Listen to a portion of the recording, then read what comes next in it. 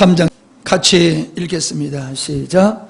주 여호와께서는 자기의 비밀을 그 종 선지자들에게 보이지 아니하시고는 결코 행하심이 없으시니라. 아멘. 예, 감사합니다. 오늘은 하나님의 창조의 의도 세 번째 시간 조감도의 제목을 가지고 말씀을 나누겠습니다. 소리가 적어요.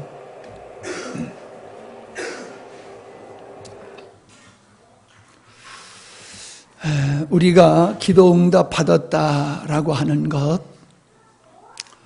또 내가 원하는 평안한 삶을 살았다고 해서 그 생활이 하나님이 기뻐하는 믿음의 생활이라고 볼 수는 없습니다.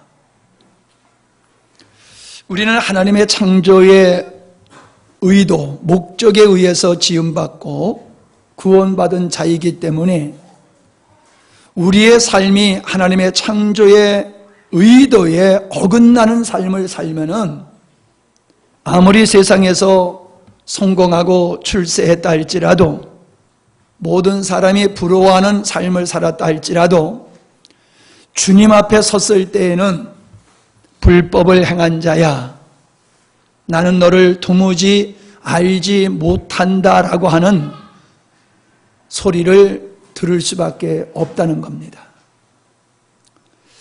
이게 너무나도 분명하기 때문에, 또 제가 볼 때에 대부분 많은 성도들이 하나님의 창조의 의도와 상관없는 믿음의 삶을 사는 것을 보여지기 때문에 제가 안타까운 마음으로 심혈을 기울여서 여러분에게 창조의 의도를 말씀을 드리고 있는 것입니다.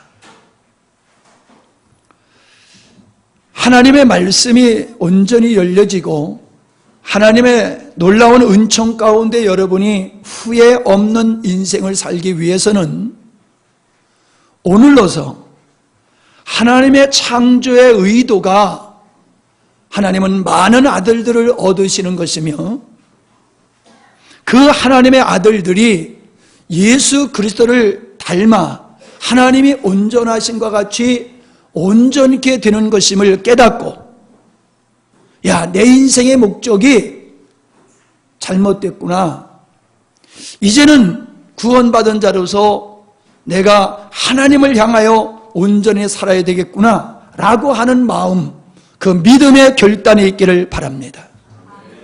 이게 없으면은 앞으로 전하는 말씀 여러분이 별 관심 없게 들으실 수도 있고, 그것을 들어도 깨달으실 수가 없을 수 있습니다. 자, 저를 보십시오. 연세가 많으셔도 듣고 깨달으실 수가 있어요. 연세가 많으셔도 정신 차려 들으시면은 누구나가 다 듣고 깨달으실 수가 있습니다.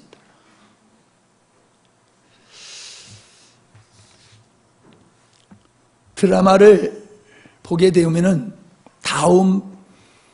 다음번에 상영할 것을 예고편을 보여줍니다. 민방위 훈련을 하게 되어지면은 몇 월 며칠 날 몇 시에 민방위 훈련을 한다고 예고를 합니다.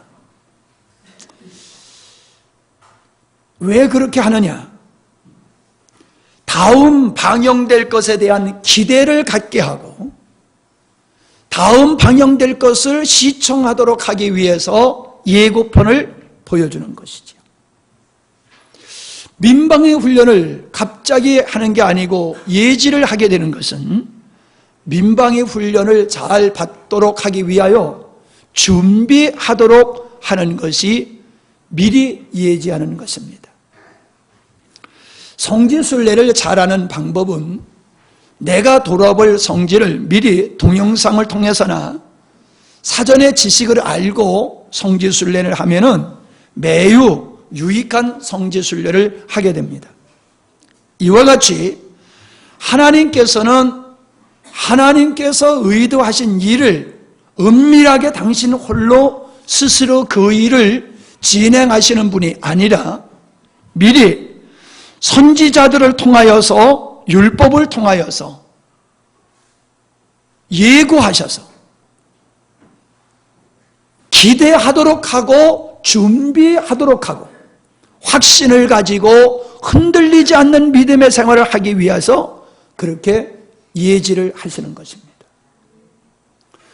우리는 내가 원하든지 원치 않든지 우리는 창조하신 하나님께서 천지 만물을 창조하신 그 의도대로 하나님은 역사를 진행해 가시는데 그 하나님의 역사 앞에서 역행하거나 반대하거나 무관심하며 살아간다라고 하면은 그 믿음의 생활은 헛된 생활입니다. 하나님은 그걸 보여주심으로 말미암아 우리의 믿음이 후회함이 없는 믿음이 되게 하기 위해서 이걸 보여주시는 거예요. 고난과 역경을 이겨나가며 승리하도록, 유혹받아도 이길 수 있도록 그렇게 우리에게 미리 하나님께서 예지하신, 계획하신 것을 우리에게 보여주시는 일을 하신다는 거예요. 창세기 18장 17절에 보면은 여호와께서 가라사대 나의 하려는 것을 아브라함에게 숨기겠느냐. 아모스 3장 7절 우리가 조금 전에 읽은 대로 하나님께서는 자기의 비밀을, 즉 창세전에 의도하신 그 일을 이루시는 일을 그 종 선지자들에게 보이시고 행하시지 결코 은밀하게 몰래 행하시지 않는다는 것입니다. 이처럼 하나님은 창조 사역 속에 하나님의 의도를 모형으로 넣으셨고 선지자들을 통해 미리 알리시고 실행하셨습니다. 우리는 알리심과 이루심을 통해 하나님의 의도를 보아야 합니다.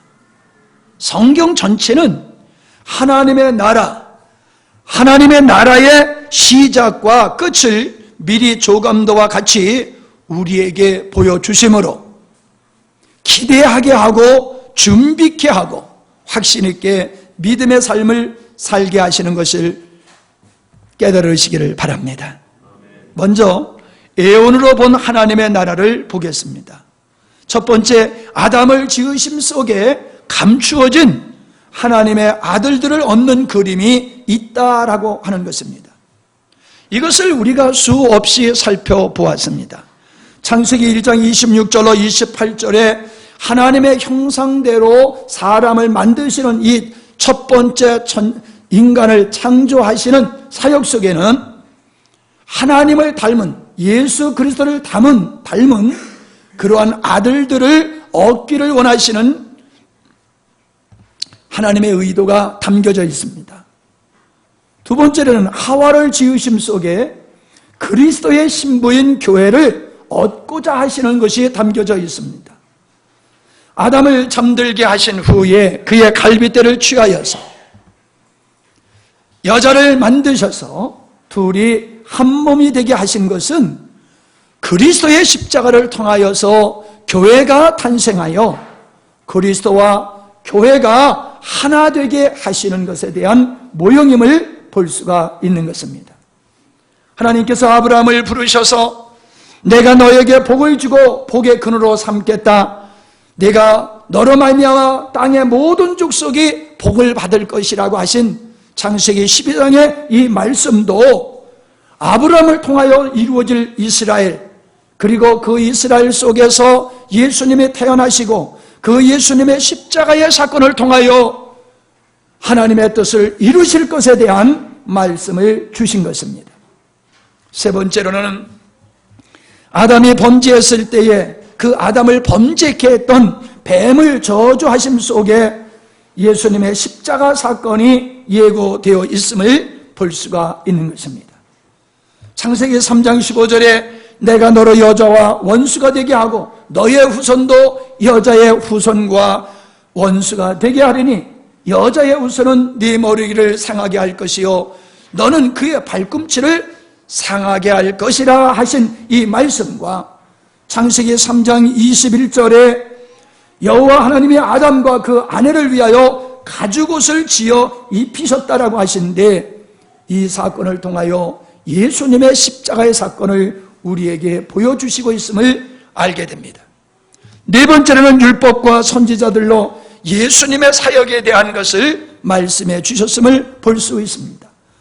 예수님께서는 요한복음 5장 39절에 너희가 성경에서 영생을 얻을 줄 생각하고 성경을 상고하거니와 이 성경이 곧 내게 대하여 증거한 것이라 라고 말씀하셨고, 마태복음 26장 54절에 보면은 내가 만일 그렇게 하면 이런 일이 있으리라 한 성경이 어떻게 이루어지리요 라고 하셨으며, 누가복음 24장 25절로 27절에 보더라도 부활하신 예수님께서는 엠마오로 가던 제자들을 만나셔서 그들에게 당신에 대해서 말씀해 주신 것을 기록해 놓은 것을 보게 됩니다.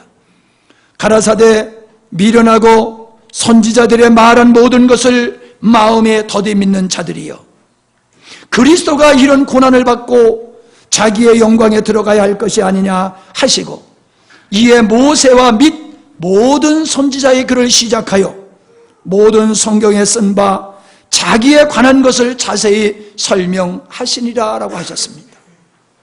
예수님은 이미 율법과 선지자를 통해서 예언되신 분입니다.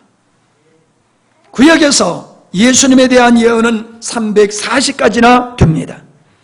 그것을 예수님은 출생으로부터 공생애로 죽으심과 무덤의 장사되심과 부활에게까지 모든 예수님의 삶이 예언된 것을 성취하신 것입니다.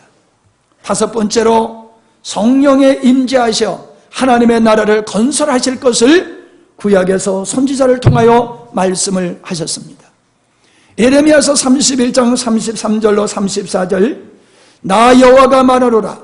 그러나 그날 후에 내가 이스라엘 집에 세울 언약은 이러하니 곧 내가 나의 법을 그들 속에 두며 그 마음에 기록하여 나는 그들의 하나님이 되고 그들은 내 백성이 될 것이라. 그들이 다시는 각기 이웃과 형제를 가리켜 이르기를 너는 여호와를 알라 하지 아니하리니 이는 작은 자로부터 큰 자까지 다 나를 알미니라. 내가 그들의 죄악을 사하고 다시는 그 죄를 기억지 아니하리라 라고 여호와께서 말씀하셨습니다.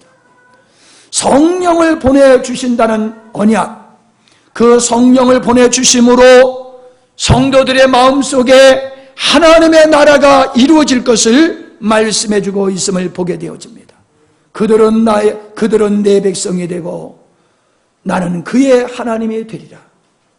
이게 하나님의 창세전에 의도하신 것임을 우리에게 보여주고 있습니다.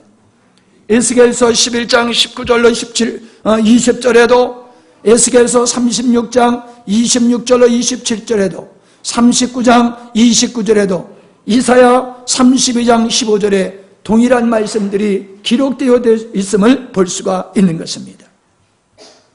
예수님이 승천하신 후에 예루살렘을 떠나지 말고 아버지께 약속한 것을 받기 위하여 기도하라고 했을 때에 500여 그 성도들이 모여서 기도했을 때에 오순절이 되면 그들에게 약속하신 성령이 임하신 사건을 우리가 잘 압니다. 그 사건 속에서 방언의 역사가 일어나게 되었는데, 그들이 하는 말이 유월절을 지키기 위하여 온 각 지역에서 온 사람들의 지방말로 들리게 되었을 때에 사람들은 술 취했다고 말하게 됩니다. 그때 베드로가 일어나서 설명을 합니다. 우리가 술 취한 것이 아니라 오늘의 이 현상은 우리 선지자 요엘을 통하여 예언한 그 말씀이 성취된 것이다 라고 말씀하고 있음을 보게 되어집니다. 예수님의 오심, 성령의 오심, 이것은 구약에서 하나님께서 당신의 뜻을 이루는 일을 위해서 선지자를 통하여 말씀하신 아주 중요한 내용입니다. 하나님의 창조의 의도가 예수님과 그분의 십자가와 성령님을 통하여 이루어질 것을 계획하심을 모세와 선지자를 통하여 우리 하나님은 미리 예고편을 보여주셨다는 사실입니다. 뿐만 아니라 모든 성경, 구약과 신약은 하나님의 나라를 만드는 것에 대한 내용들로 기록되었음을 우리가 볼 수 있습니다. 창세기는 아브라함을 중심으로 창조 사역과 아브라함을 부르셔서 큰 민족을 이루어 가시는 내용이 창세기에 기록되어 있는데, 이것이 하나님의 백성 만들기를 기록한 것이며, 출애굽기는 애굽에 있는 430년 동안 종살이하던 그 백성들을 건져내셔서 하나님이 언약하신 그 땅을 찾아가는 사건이 기록된 것이며, 시내산에서 모세가 하나님 앞에 율법을 받게 되는데 그것을 기록해 놓은 것이 레위기이며, 민수기는 하나님의 말씀을 받음과 더불어 또 하나님께서 언약하신 땅을 찾아가는 것을 기록한 것이며, 여호수아와 사사기는 하나님께서 약속하신 땅 찾기의 사건을 기록한 것이고, 열왕들의 기록인 사무엘상하, 열왕상하는 하나님 나라 백성으로서 어떻게 살아야 하는가를 보여주는 것이며, 역대상하는 포로 생활에서 돌아와서 그들이 자신들의 정체성을 기록해 놓은 것이고, 선지서는 선지자를 통해 하나님의 의도하심을 어떻게 이루실 것에 대한 구체적인 계획을 계시하신 것입니다. 그리고 구약에서 예언서는 바로 다니엘서와 에스겔서는 하나님의 나라가 장차 어떻게 완성될 것인가를 보여주고 그것을 기록한 책이라고 하는 것입니다. 하나님은 이처럼 구약에서 왕과 선지자와 제사장에게 기름을 부으셔서 하나님의 대리자로 세우시고, 그들로 대리 통치자로 그들을 통해 하나님의 나라 예수 그리스도로 말미암아 얻어질 하나님 아들들을 얻는 일을 기록한 것이 바로 구약의 성경이다라고 하는 겁니다. 그러니까 구약의 이스라엘은 예수 그리스도를 통해서 하나님의 의도가 이루어질 그 교회에 대한 모형이다라고 하는 것입니다. 우리는 신약에 와서 예수님의 행적을 기록한 사복음서를 통하여서 예수님으로 세워지는 하나님 나라에 대한 말씀을 볼 수가 있고, 사도행전은 바로 역사서로서 성령님이 하나님의 나라를 어떻게 세워가시는가, 즉 하나님의 창세전의 의도를 예수 그리스도의 십자가를 통하여 이루어진 이 일을 어떻게 세워가시는가, 그것을 기록한 것이고, 서신서는 하나님의 나라, 즉 교회를 세워가는 원리를 기록한 것입니다. 마지막으로 계시록은 교회가 말세에 겪게 될 일들과 하나님 나라로 완성될 천상의 교회이며 그리스도의 신부이며 하나님의 자녀에 대한 말씀인 것을 알 수가 있습니다. 구약에서는 하나님의 창세전의 의도인 아들들을 하나님의 나라로 표현했고, 신약에서는 교회로 표현했고, 천상에서는 그리스도의 신부로 표현하고 있음을 보게 되어집니다. 그러니까 하나님의 나라, 교회, 그리스도의 신부, 하나님의 아들, 이거는 같은 뜻이다 라고 하는 것으로 여러분이 이해를 하셔야 될 줄 압니다. 요한계시록 19장에 어린 양의 혼인잔치가 나오는 것을 보게 되어집니다. 19장 7절로 9절입니다. 우리가 즐거워하고 크게 기뻐하여 그에게 영광을 돌리세. 어린 양의 혼인 기약이 이르렀고 그 아내가 예비하였으니 그에게 허락하사 빛나고 깨끗한 세마포를 입게 하셨은즉 이 세마포는 성도들의 옳은 행실이로더라 하더라. 천사가 내게 말하기를 기록하라. 어린 양의 혼인잔치에 청함을 입은 자들이 복이 있도다. 무슨 얘기입니까? 어린 양이신 예수 그리스도의 혼인잔치에 교회가 신부로서 참여하는 모습을 보여주고 있습니다. 이 모습은 하나님의 창조의 의도가 완성된 것을 미리 보여주시는 그림인 것입니다. 하나님의 아들이 여기서는 그리스도의 신부로서 이렇게 나타나고 있음을 볼 수가 있습니다. 요한계시록 21장에는 처음 하늘과 땅이 없어지고 새 하늘과 새 땅에 거룩한 성 예루살렘이 나타나게 되는 것을 보게 됩니다. 그런데 그 거룩한 성 예루살렘의 모습이 신부가 남편을 위하여 단장한 것 같은 모습을 하고 있음을 보게 됩니다. 같이 읽겠습니다. 시작.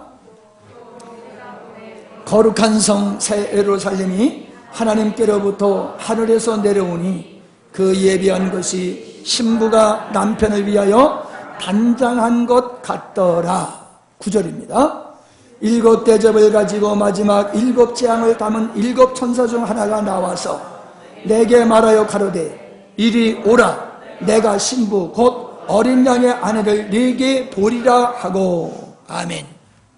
사도 바울은 하나님의 아들 예수 그리스도를 닮아가는 아들로 성도들이 온전케 되어짐을 설명했다라고 하면은 하나님께서 보여주시는 이 그리스도의 신부는 신부가 결혼식을 위해서 신랑을 위해서 아름답게 단장함과 같이 교회가 예수님을 닮아서 하나님의 온전하심과 같이 온전케 되어지는 그것을 설명하고 있는 겁니다. 하나님의 뜻은, 하나님의 의도는 구원 받은 백성들이 온전케 된 것이라는 거예요. 그것을 지금 어린 양의 혼인잔치에 참여한 단장한 신부로 표현하고 있는 겁니다. 신부가 아름답게 단장하듯이 성도는 그렇게 하나님 앞에서 온전한 자로 세워가야 됨을 보여주고 있는 겁니다. 신부가 입은 옷은 흰 세마포입니다. 계시록 14장 4절로 5절 같이 읽습니다. 이 사람들은 여자로 더불어 더럽히지 아니하고 정절이 있는 자는 어린 양이 어디로 인도하든지 따라가며 사람 가운데서 구속을 받아 처음 익은 열매로 하나님과 어린 양에게 속한 자들이니 그 입에 거짓이 없고 흠이 없는 자들이라. 계시록 20장 4절입니다. 또 내가 보자들을 보니 거기 앉은 자들이 있어 심판하는 고사를 받았더라. 또 내가 보니 예수의 증거와 하나님의 말씀을 인하여 목배임을 받은 자들의 영혼들과 또 짐승들과 그의 우상에게 경배하지도 아니하고 이마와 손에 그의 표도 받지도 아니한 자들이 살아서 그리스도로 더불어 1000년 동안 왕노릇 하리니. 아멘. 바로 단장한 신부의 모습을 흰옷 입은 자로 얘기하고 있고, 흰옷 입은 자가 뭐냐? 그 흰옷이 뭐냐? 바로 예수 그리스도로 말미암아 구속받은 성도의 모습을 얘기할 뿐만 아니라 어린 양이 어디로 인도하든지 그 어린 양의 인도에 온전히 순종하며 살아간 성도의 삶을 흰옷으로 말씀하고 있음을 보게 되어집니다. 우상하게 경배하지 아니하고 세상을 쫓아 살지 않은 성도의 삶을 흰옷이다, 바로 세마포다, 준비된 모습으로 이야기하고 있는 겁니다. 21장 11절을 보면 더 설명을 자세히 해주고 있습니다. 시작. 하나님의 영광이 있음에 그 성의 빛이 지극히 귀한 보석 같고 벽옥과 수정같이 막더라. 자, 거룩한 성은 신랑을 위해서 준비된 그 신부로 보여주고 있지요. 그 거룩한 성, 신부인 예수 그리스도의 어린 양 되신 예수 그리스도의 신부된 그 교회의 모습을 귀한 보석과 같고 벽옥과 같고 수종과 같다, 이렇게 말씀하고 있음을 보게 됩니다. 그것은 하나님의 영광이 성, 곧 하나님의 백성, 하나님의 백성들에게 투영됨을 보여주는 것입니다. 그래서 신부의 단장된 모습은 변화된 아들들의 모습임을 나타내는 것이다 라고 하는 겁니다. 그 아름답게 묘사된 거룩한 성 예루살렘은 신부의 모습이고 변화된 성도의 모습이라는 겁니다. 어떻게 변화되었느냐? 하나님의 영광으로 말미암아 그렇게 변화된, 장차 교회가 하나님의 뜻에 의해서 완성된 그 모습을 우리에게 보여주고 있는 것입니다. 계시록 21장 18절로 같이 읽겠습니다. 그 성곽은 벽옥으로 쌓였고 그 성은 정금인데 많은 유리 같더라. 그 성의 성곽의 기초석은 각색 보석으로 꾸몄으며, 아멘. 거기까지 읽겠습니다. 나머지는 보석에 대한 얘기가 쭉 나옵니다. 성곽이 벽옥으로 쌓았다는 거예요. 그 성은 정금으로 되어 있다는 거예요. 그 성곽의 기초석은 각색 보석으로 되어 있다고 하는데, 그 거룩한 성 예루살렘은 12기초석과 12문이 있다고 얘기하고 있습니다. 12문은 12지파, 12기초석은 12사도를 이야기해서 구약의 성도와 신약의 성도를 얘기하고 있는 겁니다. 그러니까 그 기초석과 그 성을 쌓고 있는 그 모든 재료가 보석으로, 정금으로 되어 있다라고 하는 것은 하나님의 아들된 그리스도의 신부된 성도 한 사람 한 사람이 예수님과 같이 변화되고 성숙되었음을 우리에게 보여주고 있는 것입니다. 이것이 장래 교회의 모습이에요. 이것이 장래 우리의 모습이에요. 하나님은 창세전에 성도를 온전케 하시고자 하는 계획을 요한계시록을 통하여 장차 완성될 그 예루살렘을 먼저 보여주심을 통하여 너희들이 하나님의 목적대로 이렇게 될 거야 라고 하는 것을 보여주시는 것입니다. 각종 보석은 성화된 하나님의 자녀들을 상징하는 것입니다. 창세기에서 아담을 만드셨을 때는 흙으로 사람을 지으셨습니다. 그러나 천상에서의 거룩한 성 예루살렘, 그리스도의 신부의 모습을 보니까는 그들은 정금으로 변화되어 있는 모습을 보게 되어집니다. 흙이 정금으로 바뀌어지는 것입니다. 이것은 우리들이 죄인이 구원의 자리로 나갈 뿐만 아니라 흙과 같은 우리들의 형편없음이 예수 그리스도 안에서 정금과 같은, 즉 예수 그리스도와 같은 모습으로 변화될 것을 우리에게 보여주는 것입니다. 요한일서 3장 2절입니다. 시작.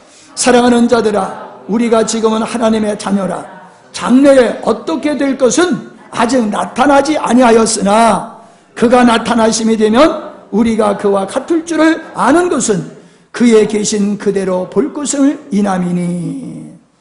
장래의 우리의 모습이 아직은 우리에게 없지만은 예수님의 재림하시게 되어지면은 우리들도 예수님과 같은 모습으로 바뀌어질 것이다 라고 얘기하고 있습니다.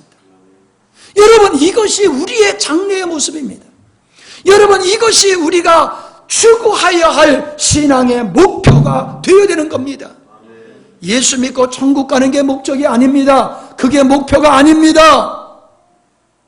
우리는 예수 그리스도가 이 땅에 오실 때에 예수 그리스도와 같은 자로 변화되어지는 것이 주님이 오늘도 우리 가운데서 일하시는 것이고 우리의 신앙의 목표가 되어야 되는 것을 보여주는 것입니다.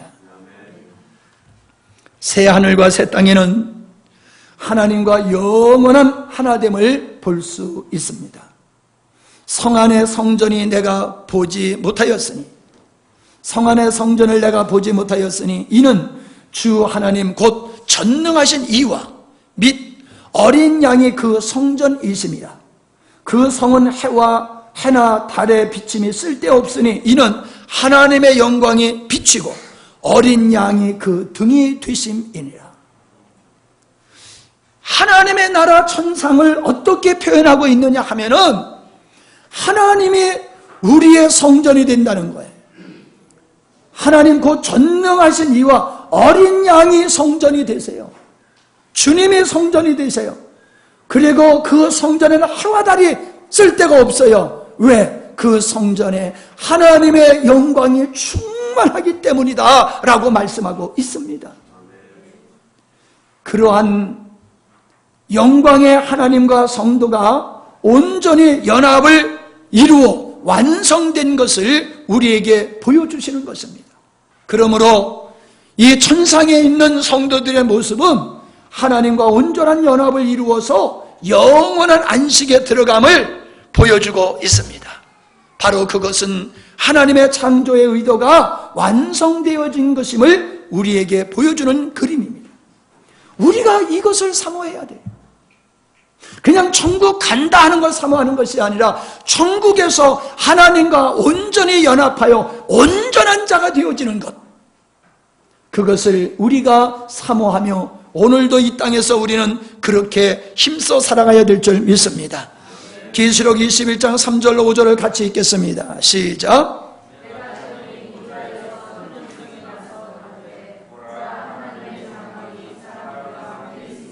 하나님이 저희와 함께 거하시리니 저희는 하나님의 백성이 되고 하나님은 친히 저희와 함께 계셔서 모든 눈물을 그 눈에서 씻기심에 다시 사망이 없고 애통하는 것이나 곡하는 것이나 아픈 것이 다시 있지 아니하려니 처음 것들이 다 지나가미로라.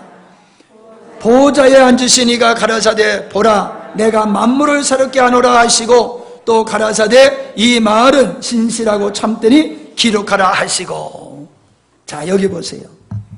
하나님이 그들과 하나 되심을 보여주고 있어요. 3절이 바로 그 말씀이에요. 하나님이 당신의 아들들과 하나 되어 온전히 하나 되심을 보여주고 있게 되어집니다.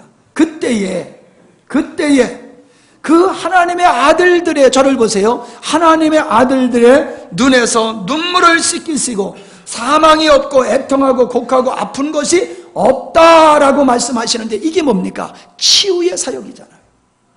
예수님께서 치유의 사역을 하시면서 뭐라고 말씀하셨냐면은 이사야서에 기록된 대로 메시아가 오면은 이런 치유의 역사가 있을 것이라고 말하지 않았느냐. 이 말씀을 이루기 위해서 내가 치유한다 라고 하시면서 병든 자를 고치셨어요. 근데 여기 모습에 보니까는 천상에서는 바로 치유의 역사가 완성된 것을 보여주고 있어요. 예수님이 치유하는 사역은 우리의 영혼을 치유하고 우리를 온전케 하는 것을 보여주는 거예요. 우리를 육신의 병을 고쳐주는 것에 머무르면 안 돼요. 육신의 병을 고쳐주는 그 사역은 우리의 영혼을 치료하여 온전케 하시는 주님의 사역을 보여주고 있는 거예요. 그 사역이 완성된 것을 지금 여기 4절서부터 말씀해주고 있지 않습니까? 그러면서 4절 마지막 절에 뭐라고 말씀하고 있어요? 처음 것들이 다 지나갔습니다. 처음 것들, 아담을 통하여 망가진, 아담을 통하여 저주받은 그 모든 것이 이제 끝났다는 거예요. 하나님의 목적이 완성되어짐으로 말미암아 그건 지난 것들은 다 끝났다. 완성된 하나님의 나라의 모습을 우리에게 보여주고 있잖아요. 그러면서 무슨 말씀을 하고 있습니까? 만물을 새롭게 하노라. 만물을 새롭게 하노라. 하나님의 그 역사가 보이지 않습니까? 창세전에 계획하신 일들을 차근차근히 이루어 가시고 다 이루신 후에 옛것은 싹 없애버리고 온전한 새하늘, 새 땅만 존재하는 걸 우리에게 보여주시는 것이 보이지 않습니까? 하나님은 당신이 완성하실 그 하나님의 나라를 우리에게 보여주므로 나는 창세전에 의도한 일을 지속적으로 이루어가며 반드시 완성할 자다라고 하는 것을 우리에게 보여주시면서, 그러므로 너희들이 이 땅에서 고난과 환난과 역경을 당한다고 낙심하지 말아라. 세상이 너희들을 유혹한다고 그쪽으로 치우치지 말아라 라고 말씀해주고 있는 겁니다. 여러분, 마라톤 선수들이 그 42km를 뛸 때 얼마나 고통스럽겠습니까? 그러나 그들이 그거를 이기는, 극복하는 데 힘이 어디 있습니까? 영광의 면류관을 받는 걸 바라보면서 그 힘든 과정을 인내하며 승리하며 완주하는 것입니다.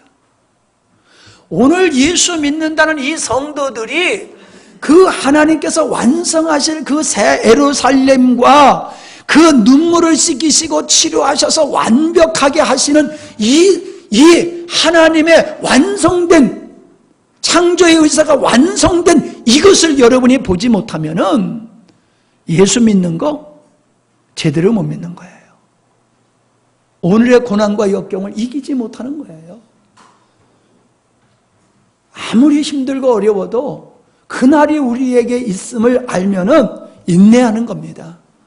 아무리 세상의 달콤함으로 우리를 유혹해도 그날이 있음을 알게 됐을 때에 그 영광의 순간을 위해서 오늘 우리들은 오직 예수 그리스도를 닮아가는 일에 전념하게 될 줄 믿습니다. 고린도전서 3장 11절로 14절의 말씀에 보면은 예수 그리스도가 터 위에 건축을 하게 되어지는데, 재료가 어떤 사람은 금, 은, 보석으로 짓기도 하고 어떤 사람은 나무, 풀, 짚으로 짓기도 하는데, 마지막 때가 되면 공력을 시험할 때가 있다고 그래요. 공력을 불로 시험할 텐데 불에 타지 아니하는 자는 영광의 구원을 받게 될 거지만은 불에 타서 그 공력이 없어지게 되어지면은 불 가운데서 구원받는 자와 같을 것이다 라고 말씀하고 있습니다. 이 금은 보석이 뭡니까? 예수 그리스도를 닮아가는 삶, 그것만 하나님이 인정하신다는 거예요. 이 땅에서 우리가 잘 먹고 잘 살고 출세하고 소원 성취하는 거, 그거 다 나무고 풀이고 지피라는 겁니다. 이 세상에서 하나님과 상관없이 잘 되는 것은 다 불타 없어질 것이고, 오직 이 땅에서 예수 그리스도를 닮아가는 그것만 하나님 앞에 영원히 남을 것이라고 우리에게 말씀해주고 계심을 보게 됩니다. 성도는 완성하실 하나님 나라에 대한 조감도, 그림을 보아야 합니다. 이게 좀 잘못 썼네요. 성도는 완성하실 하나님 나라에 대한 조감도, 그림을 보아야 합니다. 성도는 하나님 나라에 대한 확신을 가지고 모든 삶을 그것에 맞추어서 행해야 합니다. 확신을 가지도록 완성될 하나님 나라를 미리 보여주신 것입니다. 자, 이제까지는 창세기서부터 요한계시록까지 하나님의 백성들, 하나님의 나라, 신부, 교회에 대한 하나님의 뜻이 어떻게 완성되는 것인가를 우리가 조감도로 보았다라고 하면은, 두 번째로 세상 나라의 종말과 배도를 살펴보도록 하겠습니다. 다니엘서 2장 27절로 30절의 말씀에 보게 되어지면은, 다니엘이 느부갓네살 왕이 꾼 꿈을 해석하는 것을 볼 수가 있습니다. 그런데 그가 그 꿈을 해석하면서 하는 말이 중요합니다. 같이 읽겠습니다. 다니엘이 왕 앞에 대답하여 가로되, 왕의 물으신 바 은밀한 것은 박사나 술객이나 박수나 점장이가 능히 왕께 보일 수 없으되 오직 은밀한 것을 나타내시는 자는 하늘에 계신 하나님이시라. 그가 느부갓네살 왕에게 후일에 될 일을, 거기에 줄을 쳐요. 후일에 될 일을 알게 하셨으니 왕의 꿈, 곧 왕이 침상에서 뇌 속으로 받은 이상은 이러하나이다. 왕이요, 왕의 침상에 나아가서 장래일을 생각하실 때에 은밀한 것을 나타내시는 이가 장래일을 왕에게 알게 하셨사오며, 내게 그 은밀한 것을 나타내심은 내 지혜가 다른 인생보다 나은 것이 아니라 오직 그 해석을 왕에게 알려서 왕의 마음으로 생각하던 것을 왕으로 알게 하려 하심이니이다. 자, 무슨 얘기입니까? 왕이 꿈꾸면 하나님께서 창세전에 가지고 계셨던 세상 나라에 관한 것입니다. 그것은 장차 이루어질 일을 미리 하나님께서는 왕 당신에게 보여주신 것입니다. 이 얘기예요. 당신이 이 세상 나라의 왕이지만은 진정 이 역사를 주관하시는 분은 하나님이십니다. 이 말이에요. 그래서 45절에 무슨 말씀을 하고 있습니까? 왕이 사람의 손으로 아니하고 산에서 뜨인 돌이 철과 놋과 진흙과 은과 금을 부서뜨린 것을 보신 것은 신상이죠. 신상을 부서뜨린 것을 보신 것은 크신 하나님이 장래 일을 왕에게 알게 하신 것이라 이 꿈이 참되고 이 해석이 확실하니이다. 반드시 이 꿈대로 하나님이 꿈으로 보여주신 대로 될 것입니다 라고 다니엘이 확언하여 말을 합니다. 바벨론 제국의 왕인 느부갓네살에게 하나님은 제국의 번천사와 제국 끝에 교회의 탄생에 대한 예고를 하셨음을 말하는 겁니다. 바벨론 이 뒤를 이은 페르시아 뒤를 이은 헬라 뒤를 이은 로마, 그 로마 시대에 뜨인 돌이신 예수님께서 이 땅에 오셔서 세상 나라를 파하시고 하나님의 나라를 세워가시는 것에 대한 말씀이다라고 하는 것입니다. 이는 역사의 주관자가 하나님이심을 알리시며 성도에게는 하나님의 의도를 일깨우시는 것이다 라고 하는 겁니다. 우리는 이 다니엘이 본 신상의 역사가 다 과거의 역사였음을, 이미 다 성취되었음을 우리가 볼 수 있는 것입니다. 노아 홍수는 마지막 시대의 심판의 모형이다 라고 하는 겁니다. 여호와께서 가라사대 나의 신이 영원히 사람과 함께하지 아니하리니 이는 그들이 육체가 됨이라. 왜 하나님께서 노아 시대 때 모든 사람을 물로 심판하셨다고 말씀하고 계세요? 육체가 되었기 때문이다 라고 말하고 있습니다. 아담이 불순종했을 때 그를 추방하신 것과 같은 현상입니다. 하나님이 사람을 떠나시는 원인이 육체가 되었기 때문이라고 밝히 말씀해 주고 있어요. 육체가 된다는 것이 무슨 뜻인지를 우리는 반드시 알아야 됩니다. 육체가 된다는 것은 하나님께 간섭받지 않고 스스로 자기를 위해 자기의 노력으로 자기를 목적으로 사는 것을 가리키는 것입니다. 육체가 되면 인간이 하나님처럼 되는 것을 의미하는 것입니다. 하나님은 이러한 사람들을 용납하시지 않는다는 겁니다. 반드시 그들을 심판하신다는 겁니다. 노아 시대 때 사람들이 그랬던 것과 같이 마지막에 하나님이 심판하시는 것도 육체가 되는 사람들을 심판하신다라고 말씀하고 있습니다. 세상 나라를 이루는 모든 사람들은 육체를 따라 사는 사람들이라는 것입니다. 그래서 창세기 6장 5절에 그 노아 시대 때 사람들의 죄악상을 이렇게 말하고 있습니다.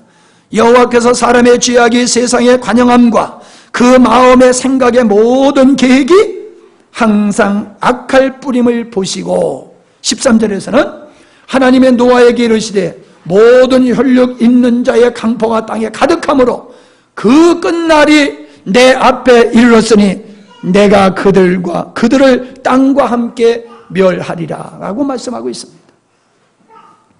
노아 시대 때 사람들이 그들의 육체가 되므로 그들이 생각하는 것들이 모두가 악한 것이었다라고 말하고 있습니다.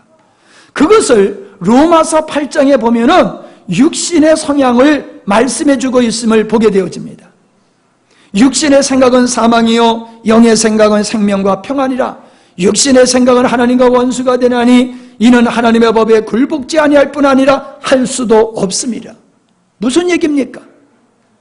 노아 시대 때 사람들이 육체가 되어서 살아갔던 그 육체의 성향이 이것이다 라고 말씀해 주고 있는 겁니다. 육체가 된 사람은, 육체로 사는 사람은 하나님을 인정하지 않습니다. 하나님을 사랑하지 않습니다. 하나님을 경배하지 않습니다. 하나님을 대적합니다. 하나님께 반항을 합니다.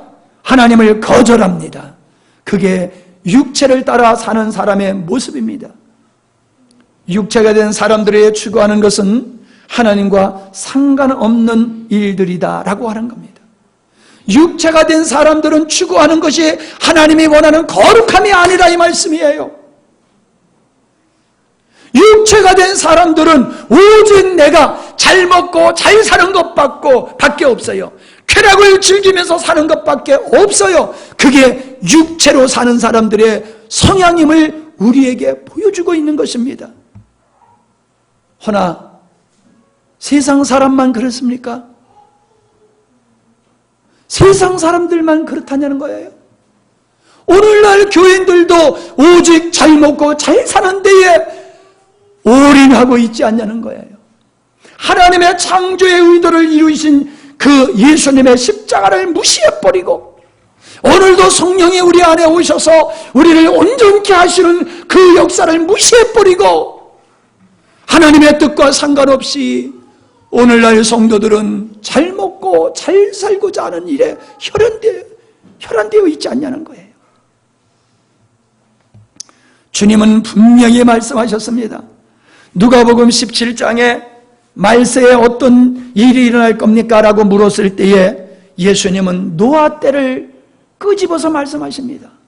노아 때에 된 것과 같이 인자의 때에도 똑같이 그렇게 될 것이다. 사람들이 그 모습으로 살 거다. 노아 시대 때 살던 사람의 모습 똑같이 살 거다. 노아가 방주에 들어가던 날까지 사람들이 먹고 마시고 장가들고 시집가고 가더니 홍수가 나서 저희를 다 몰아였으며 또 롯의 때와 같으리니 사람들이 먹고 마시고 사고 팔고 심고 집을 짓더니 롯이 소돔에서 나가던 날에 하늘로서 불과 유황이 비오듯 하여 저희를 멸하였느니라. 다 같이 30절. 인자에 나타나는 날에도 이러하리라. 자, 저를 보세요. 저를 보세요. 저를 똑바로 보세요. 여러분이 먹고 마시고 시집가고 장가가고 사고 팔고 이러한 것이 여러분의 삶이면 여러분은 멸망받을 자들이라 이 말이에요. 왜 공부해요? 먹고 마시고 시집가고 장가가고 오직 나의 출세, 내 만족, 내 성취를 위해서 열심히 공부하면 그 사람 지옥 가. 정신 차리세요. 저를 보세요. 저를 보세요. 아니, 정신 차리는데 눈을 감고 있는 분이 있네. 예?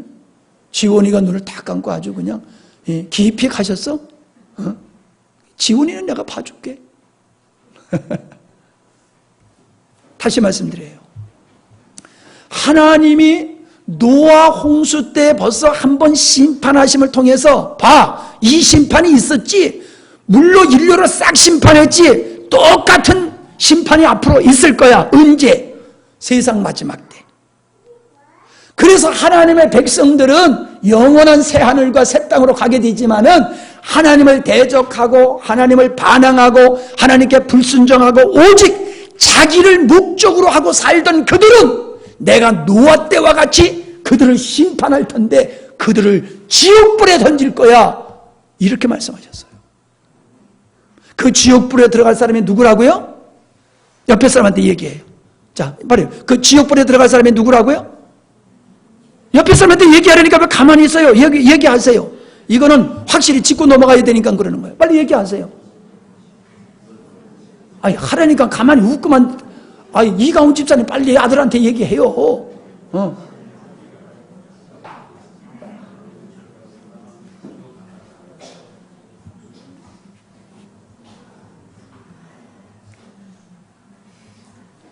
자, 보세요. 다시 말씀드려요. 저를 보세요. 정신 차리셔야 돼요. 지금 천국 가느냐, 지옥 가느냐, 이 기로에 있어요, 여러분. 지옥 갈 사람, 심판받을 사람은 이런 사람들이야 그랬는데 그 사람들이 못된 짓하고 기록하고 있어요? 아니지요. 뭘 했다고요? 열심히 살아간 사람이요. 열심히 살아간 사람들 내가 다 멸할 거야 라고 말씀하고 있어요. 그 열심이 뭐예요? 하나님과 상관없이 자기를 위해서 열심히 사는 사람들이야. 자기를 위해서 낮과 밤을 가리지 않고 공부하고 일하고 돈 벌고 그러는 사람들. 자기를 위해서. 자, 고린도 후서 5장 다 찾아보세요. 저는 이걸 여러분이 고린도 후서 이걸 깨달을 때까지 여러분을 이 예배당에서 못 나가게 하고 싶어요. 5장 15절. 다 찾으셔야 돼요. 다 찾으셔야 돼요. 자, 읽습니다. 시작. 자, 예수님이 왜 십자가에 먹혀 죽으셨다고요? 아니, 그 뒤에를 읽어야지요. 살아있는 자들로, 누구요? 구원받은 자들로 다시는 자신을 위하여 살지 않고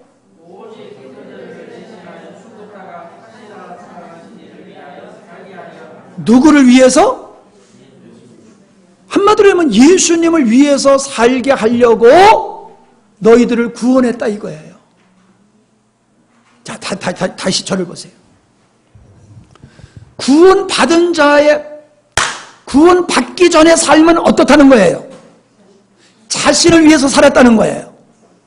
자신을 위해서 사는 사람을 하나님께서 구원하셨다는 거예요. 자신을 위해서 사는 사람을 왜 구원하셨어요?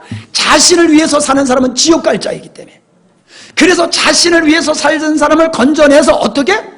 하나님을 향하여 살게 만들었다는 거예요. 그게 구원이라는 거예요. 그게 구원이라는 거예요. 이제 정말 이거 정신 차려서 확실하게 해야 돼요. 구원받기 전에는 뭐다? 자기를 위해서 살던 삶이 다.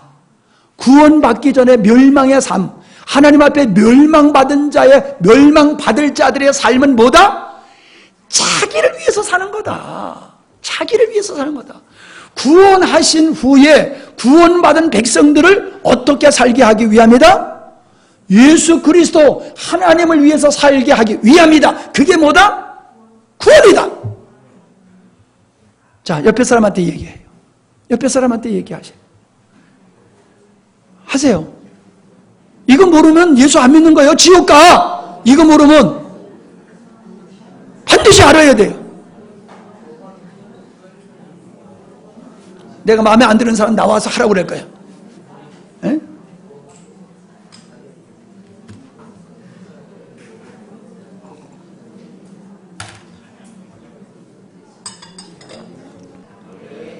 확신하셨죠? 이거 모르면 지옥 간다니까요. 아, 난 나이 먹어서 난 몰라. 이런 얘기 하지 마세요. 이렇게까지 얘기하는데 왜 못 알아들어? 다 알아두실 줄 믿습니다. 모르면은 옆에 사람 붙들고 나 이거 알 때까지 설명하고 가지 말라고 붙들고 누르지시고 반드시 이해하셔야 돼요. 자, 그게 로마서 1장에 나와 있는, 여기 소개하고 있는 이 말씀들이 시간이 없어서 이건 읽지 않겠어요. 이 말씀들이 뭡니까? 바로 자기를 위해서 살아가는 사람들, 멸망받을 사람들은 이처럼 자기를 위해서 살아가는 사람이고 자기를 사랑하면서 살아가는 사람이다 라고 하는 겁니다.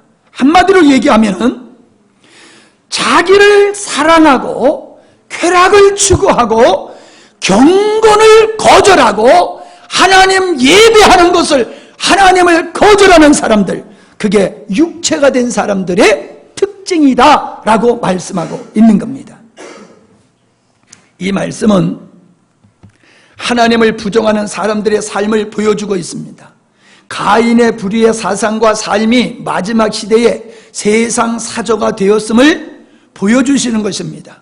세상 끝날에는 인간을 신으로 여기고 자기의 잘됨을 목적으로 삼는 사상이 팽배하여 하나님을 부정하고 대적하며 배교가 일어날 것임을 말씀해 주시고 있는 것입니다. 이성을 최고로 여기는 18세기의 계명주의 사상은 절대적 권위인 하나님의 말씀을 부정하고 사람의 이성의 위치가 신 위에 머물게 되어서 이성으로 수용할 수 없는 것은 모두 부정하게 되었어요. 그래서 과학적으로 검증되지 않는 것은 모두 무시하고 성경의 권위를 짓밟고 하나님을 무시하게 되었습니다. 이게 세상 나라의 모습이에요. 인간의 이성을 최고로 여기는 사조로 말미암아 성경도 이성으로 비평하기 시작을 했어요. 그래서 성경이 이성으로 이해가 되지 않으면 이거는 신화야 라고 하면서 쏙쏙 빼버리고 마는 겁니다. 사람들은 인간의 자유를 중심 덕목으로 삼고 살아가고 있습니다. 이성을 중시함으로 과학이 발전했고 다원의 진화론이 탄생하고 하나님 자리에 인간이 서게 된 것이에요. 이게 세상 나라의 모습입니다. 문학, 사상, 철학, 예술 등 모든 영역에서 철저하게 인간의 중심이 된 사조는 하나님 중심으로 살아야 할 사람들을 하나님을 믿지 못하게 하고 하나님을 떠나게 하는 결과를 가져오게 하였습니다. 오늘날 사조는 절대 진리를 주장하는 것 자체를 야만적이고 비도덕적으로 여기고 있습니다. 모든 것은 상대적으로 보기에 성경의 절대성을 부정하게 되는 것입니다. 모든 주장과 입장을 인정하는 사상으로 어떤 주장도 다른 주장보다 우월한 위치에 있어서는 아니 된다는 정신이 현대인의 사조라는 것입니다. 진리를 상대성으로 보기에 개인주의가 심화되는 것입니다. 그리고 소수의 주장도 존중해야 한다는 사상으로 동성애자들도 용납하게 되는 것입니다. 절대적 진리를 부정하기 때문에 모든 종교는 같다라는 생각에서 다원주의가 발생하게 되었고 교회도 그렇게 물들어가고 있는 것입니다. 그래서 교회만 구원이 있다는 것을 부정하게 되는 것이지요. 이게 세상 나라입니다. 누구나 나름대로 진리를 가질 수 있다고 가질 수 있는 세상입니다. 철저하게 주관적이며 자기 본의적인 세상인 것이 오늘날 세상 나라의 사상인 것입니다. 절대적 기준이 사라졌기 때문에 악을 용인하고 모함과 불확실성을 장려하며 명확한 악에도 판단을 유보하는 무책임을 조장하는 것입니다. 도덕성을 개별적으로 판단할 수 있는 문제로 보기 때문에 불륜을 개별적인 일로 여기는 것입니다. 그래서 개별주의로 자기 좋은 대로 사는 시대가 된 거예요. 그냥 자기 좋은 대로, 자기 마음대로 살아가게 된 시대가 지금 시대는 거예요. 여기에 말씀이 설 것은 없습니다. 오직 자기 취향을 쫓아 잘못된 예배와 신앙생활을 하게 된다는 것입니다. 계몽주의는 하나님을 향한 시선을 자기 자신에게로 돌아서게 한 것입니다.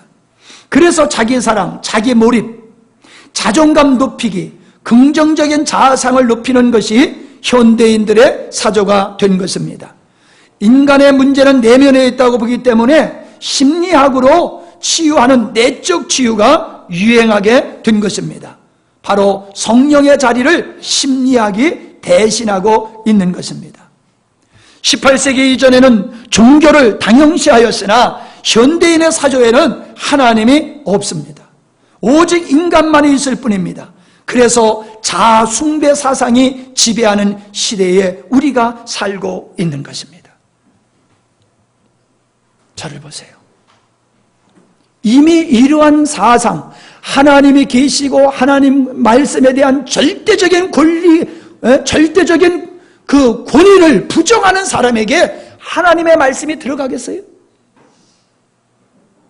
잘 들으세요. 아버지를 무시하는 그 자녀에게 아버지 말이 먹히겠어요? 안 먹혀요. 아버지의 말의 권위를 인정하는 자는 아버지의 말이 들어가요. 아멘? 하나님의 존재를 부정하고 하나님을 인정하지만 하나님의 말씀을 절대화시키는 것이 아니라 상대화시키는 거예요. 내가 믿을 수도 있고 안 믿을 수도 있고 내 마음대로 비평할 수 있는 게 하나님의 말씀이요. 말씀이 절대적인 것이 아니라 내 생각이, 내 주장이 절대적이야. 그러니 하나님의 말씀이 들어가요? 여러분이 그래요, 지금. 여러분이 하나님의 말씀에 대한 절대성이 없어요.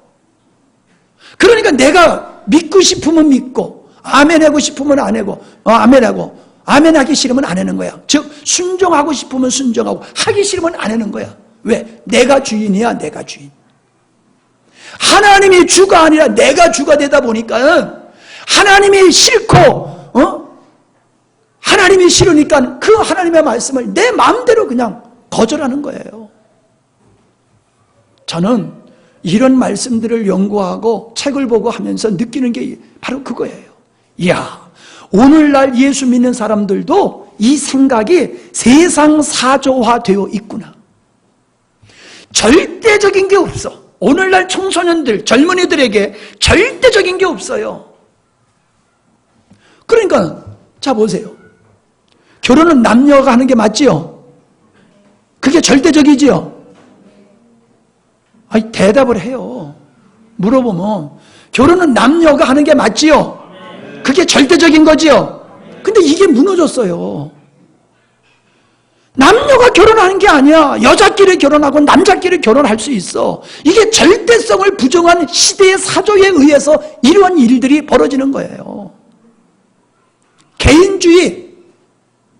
그러니까 지가 좋으면 뭘 해도 괜찮은 거야. 자유가 덕목이라니까. 그러니까 자기가 원하는 걸 무엇이든지 하면은 남한테 해만 안 주면 괜찮아. 얼마든지 해도 괜찮아. 그게 오늘날 사람들이 가지고 있는 사조요. 그러니 말씀이 들어갈 것이 어디 있냐고요. 말씀이. 하나님의 절대적인 존재, 말씀에 절대적인 권위가 있어야지 그 말씀 앞에 아멘 하는데 말씀을 상대적으로 보고 내가 말씀의 위에 있단 말이에요. 위에, 말씀의 위에. 내 마음에 들으면 아멘, 싫으면 노멘. 취사선택. 마음대로 취사선택해. 목회자의, 목사님의 말씀의 권위가 없어요. 왜? 성경의 권위가 무너졌는데 어떻게 목회자의 권위가, 말씀의 권위가 습니까? 말씀의 권위가 무너지니까 목회자의 권위가 무너지잖아요. 목회자가 말을 해도 한 귀로 듣고 한 귀로 흘려버려. 이게 오늘날 자신도 모르게 이 시대 사조에 오염된 결과라고 하는 것입니다. 심각한 것은 이런 추세가 개인적으로 나타나는 것이 아니라 대단위적으로 이루어지는 추세라는 것이에요. 막을 수 없는 추세가 되었고 상승하고 있다는 것입니다. 어느 시대보다 기독교를 반대하고 조롱하는 시대가 되었어요. 기독교를 개독교라고 그렇게 공개적으로 욕을 하는 것이 우리나라만이 아니라 세계적인 추세라는 거예요. 세계적으로 하나님을 향하여 대적하고 일어나고 있습니다. 이제는 예수 그리스도만이 구세주라고 하면은 사람들이 정신병자 취급을 하는 거예요. 정신병자 취급을. 이제는 전도를 하면 안 된다는 거예요. 왜? 남의 종교도 존중해야지. 왜? 당신의 종교만 주장하냐는 거예요. 우리는 다른 종교를 존중을 할 수 있어요. 그러나 구원의 진리에 있어서는 그게 아니에요. 그러니까 로마 교회가 이제 더 이상 전도를 하기를 포기했어요. 카톨릭이 전도를 공식적으로 전도를 포기했다니까요. 왜? 그들 종교도 나름대로 다 구원이 있으니까 그냥 내버려 두라는 거예요. 존중하자는 거예요. 전도를 포기했어요, 카톨릭이. 그 카톨릭의 뒤를 따라서 개신교도 지금 따라가고 있어요. 다른 종교를 존중해 주기 위해서. 그 존중이라는 것은 다른 종교를 그냥 다른 사람의 신앙을 무시하는 그런 게 얘기하는 게 아니에요. 하지 말자는 게 아니에요. 우리는 너네도 구원이 있고 우리도 구원이 있다. 이걸 존중이라고 여긴다는 거예요. 이게 문제라는 거예요. 절에도 구원이 있고 힌두교에도 구원이 있고 이슬람에게도 구원이 있고 선왕당에도 구원이 있고 다 구원이 있다는 거예요. 어디나 다. 그렇게 존중하자는 거예요. 그건 뭐예요? 예수 그리스도의 유일하신 구원의 진리를 포기하는 거지요. 구원의 진리를 포기하는 시대가 우리가 살고 있는 이 시대입니다, 여러분. 우리는 시골에 있어서 너무 순진해서 이런 얘기를 하면 남의 일로 생각을 하는데 이런 일들이 지금 아주 보편화가 되어가고 있어요. 보편화가 되어가고 있어요. 모든 세대는 어느 정점을 향하여 달려가고 있는데 그 정점은 예수 그리스도입니다. 구약에서는 예수 그리스도가 초림에 대해서 포커스를 맞추고 예언이 이루어졌고 그것을 향해서 역사를 하셨어요. 그러나 예수 그리스도께서 이 땅에 오셔서 십자가를 지시고 승리하신 후에 그 다음부터는 어디를 향하여 나가고 있느냐 하면은 다시 오시리라. 다시 오실 예수님에게 초점에 맞추어서 이제 하나님의 말씀과 사역이 진행되어지고 있습니다. 오늘 좀 시간이 지나가고 있는데 그래도 오늘 이 말씀은 다 해야 되겠습니다. 오늘 오후 예배는 없죠? 그러니까 조금 더 해도 괜찮을 것 같습니다. 자, 우리는 예수님이 이 땅에 오시게 되어지면 두 가지 사건이 있다는 거예요. 이 두 가지 사건을 통해서 예수님의 재림이 가까웠다라고 하는 것을 알아야 된다는 거예요. 첫째가 뭐냐면 복음이 땅끝까지, 복음이 만국에 전파되어야 예수님이 오신다라고 하는 것이고, 두 번째는 배도하는 일이라는 거예요. 그게 데살로니가후서 2장 1절로 3절입니다. 같이 보겠습니다. 형제들아, 우리가 너희에게 구하는 것은 우리 주 예수 그리스도의 강림하심과 우리가 그 앞에 모임에 관하여 혹 영으로나 혹 말로나 혹 우리에게 받았다 하는 편지로나 주의 날이 이르렀다고 쉬에 동심하거나 두려워하거나 하지 아니할 그것이라. 누가 아무에게 하여도 너희가 미혹되지 말라. 먼저 배도하는 일이 있고 저 불법의 사람 곧 멸망의 아들이 나타나기 전에는 이루지 아니하리라. 그러니까 이게 뭐예요? 배도하는 일이 있고 적그리스도가 일어나면은 예수님이 오실 것이다. 세상 나라는 멸망받을 것이다. 그 말씀을 하고 있는 겁니다. 진리를 배교하고 하나님을 배도하는 사조가 대세인 시대가 세상 나라의 특징입니다. 이제 우리는 이런 배도하는 일이 현격하게 이루어지고 있는 시대에 살고 있다는 것입니다. 요한계시록을 통해 이 세상 나라가 졸지에 심판받아 멸망됨을 하나님께서는 미리 보여주셨습니다. 그것이 계시록 17장 1절, 18장 19절, 20장 10절입니다. 이것은 세상 나라가 하나님의 나라가 완성되는 것 같이 하나님을 대적하는 세상 나라가 이렇게 불구덩이로 들어가는 것을 보여주심으로 경고성으로 우리에게 주시는 말씀이에요. 경고성. 자, 봐라. 마지막에 이렇게 될 거야. 너희들 그래도 이걸로 갈 거야? 마지막에 이렇게 될 거야. 그래도 갈 거야? 그래도 가는 사람은 어쩔 수 없어요. 예수 그리스도를 쫓아가는 사람의 마지막은 이렇게 영광스러운 거야. 그래도 그거 안 가면 어쩔 수 없어요. 여러분, 어떤 길을 가실 겁니까? 영광스러운 걸 보여준 그 길을 가실 겁니까? 멸망을 보여주시는데도 멸망의 불구덩이로 계속 걸어가실 것입니까?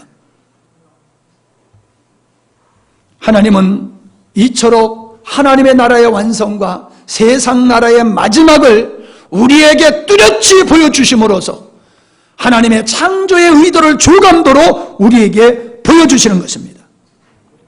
이처럼 성서는 하나님의 의도와 이를 성취하시는 경륜을 기록한 책입니다. 그래서 말씀을 통해 일반적 은혜를 받는 것도 좋지만은 먼저 하나님의 창조하시는 의도를 알고서 그 뜻을 이루어 가시는 하나님의 경륜을 보고 믿음 생활을 해야 나가는 것이 중요함을 가르쳐주고 있습니다. 조감들을 보고서 설교대로 건축하고 군인은 지휘관의 작전 계획을 알고 전투에 임해야 함과 같이 신앙생활도 하나님의 창조의 의도를 알고 하나님의 의도를 쫓아 믿음의 생활을 해야 되는 겁니다. 결론입니다. 창세기와 요한계시록의 관계는 창세기는 씨고 요한계시록은 추수이고 창세기를 시작으로 보았다라고 하면 요한계시록은 완성을 보여주시는 것이며 창세기를 모형으로 본다라고 하면 요한계시록은 완성으로 볼 수 있는 것입니다. 그러므로 창세기로부터 요한계시록에 이르기까지 전체 성경을 통해서 우리는 하나님의 계획과 그것을 이루어가시는 과정, 하나님의 경륜과 그것이 장차 완벽하게 완성될 것을 우리에게 성경은 보여주고 있는 것입니다. 그래서 하나님의 조감도를 우리는 볼 수가 있는 겁니다. 이스라엘 역사와 복음서와 교회사를 통해 하나님의 경륜이 어떻게 이루어져 왔는가를 볼 수 있고, 그리고 오늘도 하나님의 경륜을 이루어 가시는 하나님의 음성을 듣고 볼 수 있으며 순종하며 나아갈 때에, 미래를 보르고 나아갈 때에 바른 믿음의 생활을 할 수가 있는 것입니다. 창세기에 계획하신 것의 완성됨이 느부갓네살 왕에게 보여주신 것과 같이 하나님이 참된 왕으로 등극하게 되고 그의 나라는 영원하게 되므로 하나님의 의도가 완성되는 것으로 성경은 끝을 냅니다. 성경은 이처럼 하나님의 의도를 이루시는 경륜을 기록한 책입니다. 성도는 하나님의 경륜이 기록한 성서를 통해 이를 창조 의도와 섭리를 명확하게 알 수 있어야 하는 것입니다. 베드로는 이런 하나님의 창조의 의도를 모르는 것을 영적 소경이라고 말씀을 하고 있습니다. 조감도를 통해 하나님의 의도를 알고 주님께 온전히 붙잡힌 믿음이 되시기를 바랍니다. 기도하십니다.